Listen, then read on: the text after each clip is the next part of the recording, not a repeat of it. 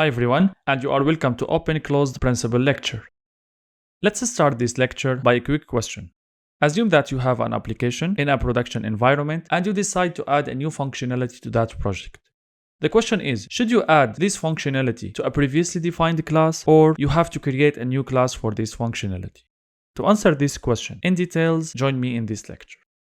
In this lecture, we will understand what OCP is. Then we will see together a practical use case to see how to use this principle, and finally, I'll end up this lecture by a quick summary. So let's get started.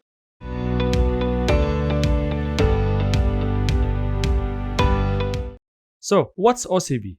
Simply, this principle states that any class should be, number one, open for extension, which means when you want to add a new functionality, all what you have to do is extending this class by inheritance, for example, and don't update the class for this purpose. Therefore, your class should be closed for modification, which means don't change a class that's already written, especially if your application is in a production environment.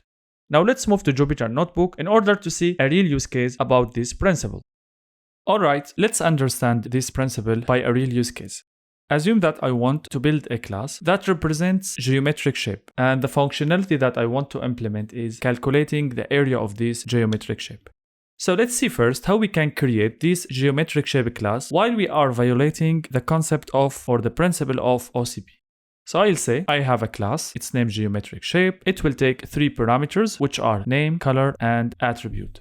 So what are these parameters are very straightforward for name and color, but for the attributes, it will be a dictionary, and the keys of this dictionary will vary from one geometric shape to another according to the type of this geometric shape. So for example, if you have a circle, you should pass the radius, whereas if you have a rectangle, you have to pass the height and the width.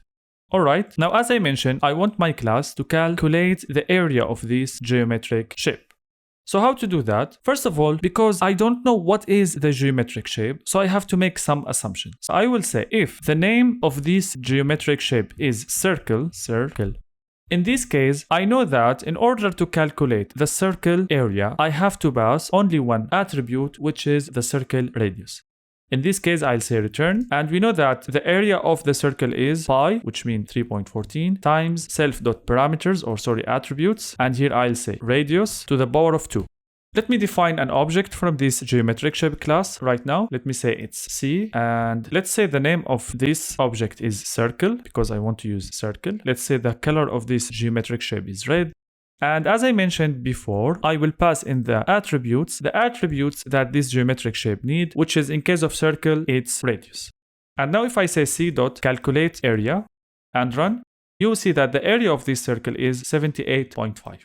Now, this class supports calculation the area of a circle only. But what if I want now to update my geometric shape class in order to make it support more geometric shapes, like for example, rectangle?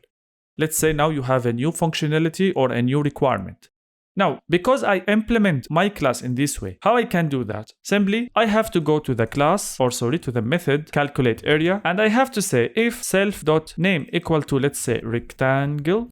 In this case, I have to return self.attribute, let's say width times height.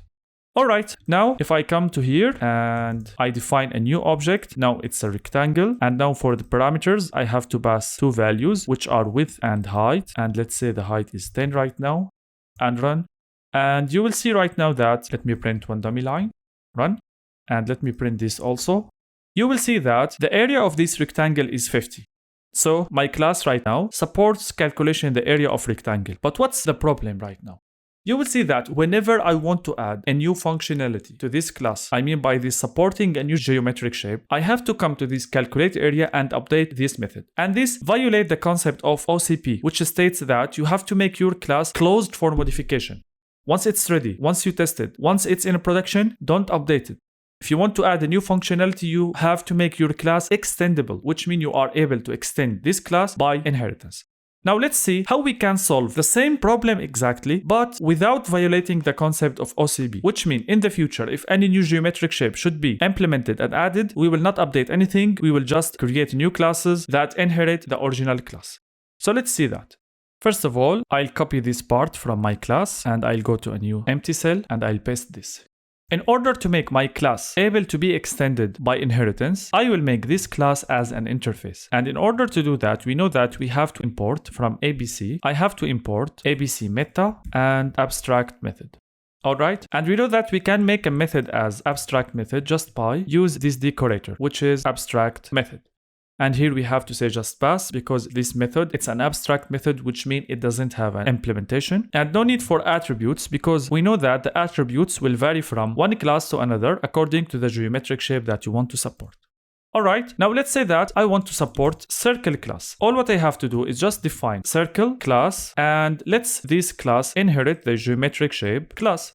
Also, I have to define the constructor, which accepts self, name and color, which should be passed to the father constructor, and the radius, which is the attribute that this class needs. So I'll say self.radius equal to radius. And as we've learned before that in order to call the constructor of the parent, you have to say super.init, and you have to give the parameters that the parent constructor needs. Alright, next we have to define the calculate area method because now we inherit an abstract class and we know when we inherit an abstract class we have to redefine or implement all the abstract method. In this case we have only one, which is calculate area. Let me get some spaces here.